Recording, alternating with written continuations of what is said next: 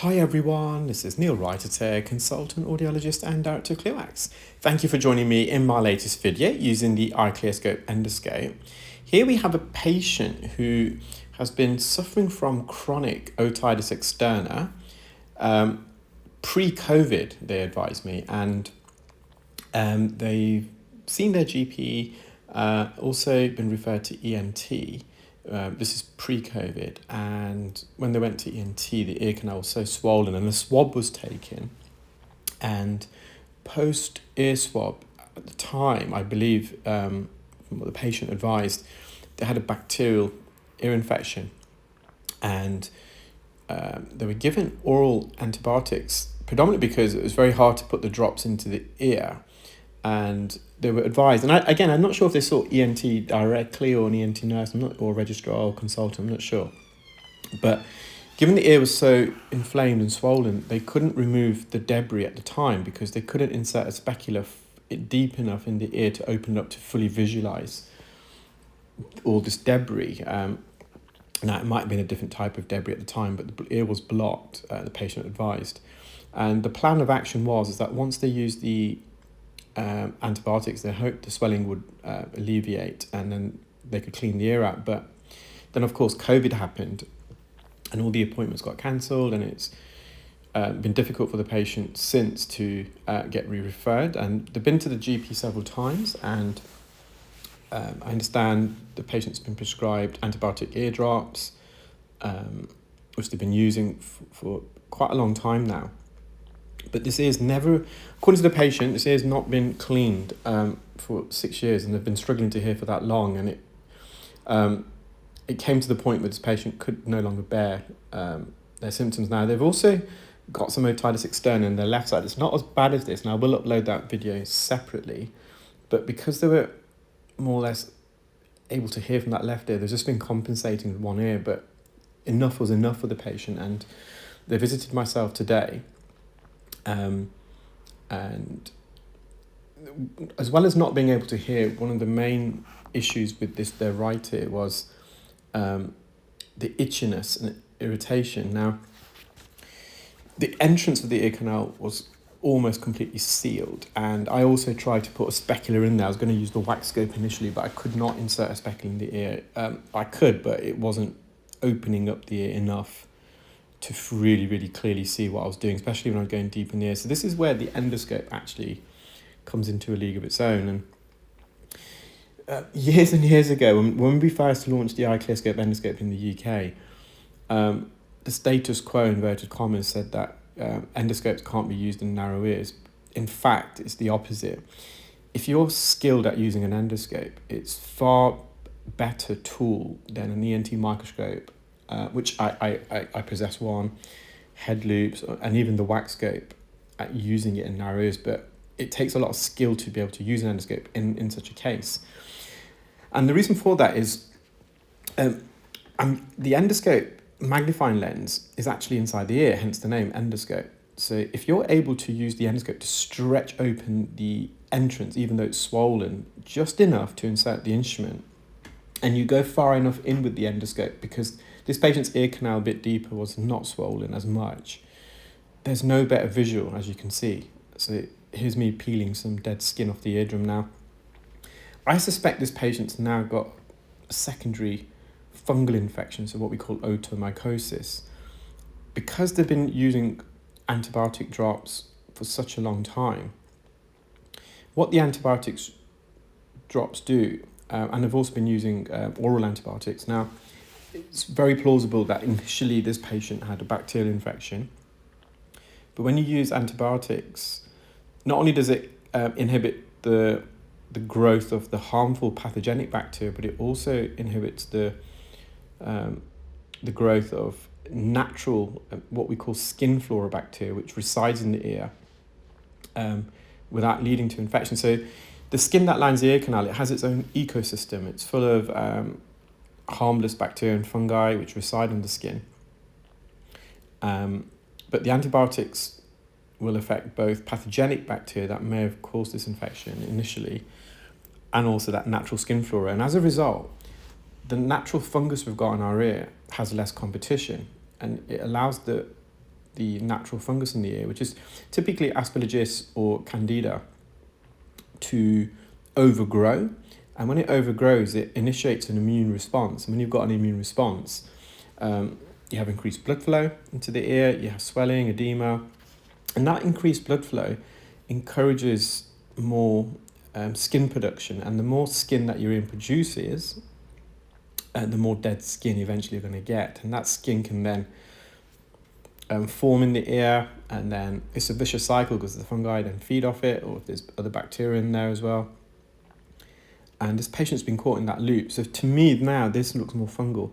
Now that's the eardrum. There is a film of, well, I wouldn't say a film, but there is some dead skin there. It was really adhered. Now I do get most of it off, but there's some residual skin left. And if this was a non-infected ear, I would have probably put some drops in to soften the skin to peel it off. But this patient, I've advised him to go for an ear swab tomorrow at their GP practice to confirm, because they've been prescribed some antibiotics already. But I think they need an ear swab prior to taking that, because if it is fungal and they're using antibiotics, it's just going to exacerbate this fungal infection. So I didn't want to contaminate the ear in any way by using drops. And also, with fungal infections, again, I've been trying to do some more research. Now, there was a research paper performed in India whereby they found that a higher prevalence rate of fungal infections as a result of, so in India, a lot of people may use coconut or mustard oil in the ear, and fungus can thrive off that. With olive oil, it's more debated, and obviously with medical grade olive oil, it's got a high level of polyphenols, which can reduce the risk of developing or fungi and bacteria feeding off it. But I just didn't want to take any chances here, and the ear's already itchy and irritable, so I didn't want to put any sodium bicarbonate drops in there because it contains some alcohol which can further dry out the ear and cause itchiness. So I've recommended this patient have the ear swab, and whilst they're waiting for the results, they can use some acetic acid spray. But again, I've told them not to use any acetic acid spray prior to the swab. I want to keep this ear dry as possible without any other contaminants in there for the swab purposes. Now, so I'm using, I think, the 17 gauge here. I'm just gently peeling some skin off the top of the eardrum. And you can just imagine the delight on this patient's face after the procedure. Of course, the ear is still infected. It's heavily swollen and inflamed, but they could hear from this ear for the first time in possibly 6 years. I mean, despite all the debris, they said they could still hear, but it was the hearing was extremely compromised. So I'm going to just try and go to the roof in a minute. There's some there's some debris in the anterior recess. Sorry, it's been a very long day. Coming back from a trip to Australia, I've just the clinic's all week. It's just going to be manic, and I've got a double wax scope or clear wax training course Friday and Saturday this week, and I've not really been taking care of myself at work. I've not really had lunch or drank much water, which is naughty of me, but it's just been so busy. And I've had quite a few complex cases, so I will upload them over the next few days, including this patient's left ear, actually. That was really interesting. I really enjoyed that one, actually. It was there was some otitis externa there, but it wasn't to this extent. So again, I'm just going to the roof. The patient advised that they actually quite enjoyed the feeling because they've got... So one of the hallmarks of a fungal infection is less otalgia, so less ear pain. All that is possible, but extreme itchiness and irritation. And when I was peeling off the eardrum, they just... It's almost like I was scratching an itch that they couldn't reach. Now, this patient has been getting water in there, possibly. They said that they wash their hair daily and it's possible water's getting in. So that's the first thing. If you've been watching my videos, you've been following me, I'm a big advocate in that. Just avoid water in your ear. Now, it's not to say that if everyone that gets water in the ear, they're going to get an infection. I'm kind of not saying that, but I think there's about a 5% chance. So 5 out of 100 people, if they get water in there, they can develop otitis externa as a result. Normally bacterial, but it could also be fungal as well, because bacteria and fungal love warm, damp, moist conditions, and you're just creating the perfect breeding ground. So the first thing I've told this patient is just to avoid water in the ear. Now, long term, they may need a custom swim plug being made, but at this moment in time, that's not possible because obviously how swollen the ear is. The ear is not their natural shape at the moment because of swelling. So at this stage, just be extra vigilant. Some cotton wool, some Vaseline.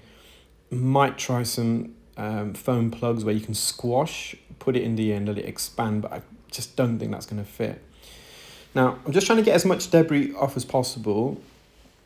You can see the back part of the eardrum fully now. I'm just going to try and get this piece of skin away.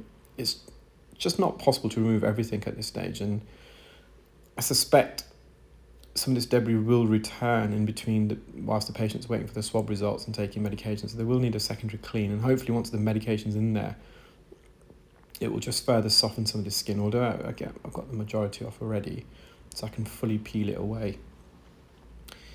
So I think I'm gonna go at this stage the top right hand corner. So now what you're seeing on screen is obviously highly magnified, but in the patient's ear, this ear is still very, very swollen and narrow, so it's very difficult to get access here.